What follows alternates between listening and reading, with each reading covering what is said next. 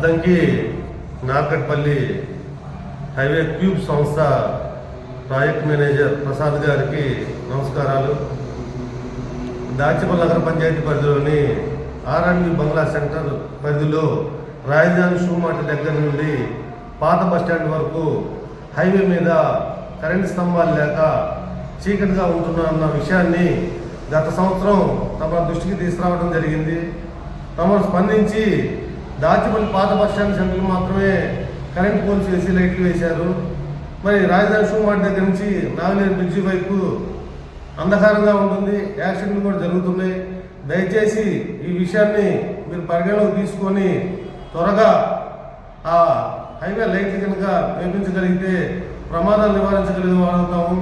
అది ఎప్పుడు పెండింగ్ సమస్యగానే కనిపిస్తుంది.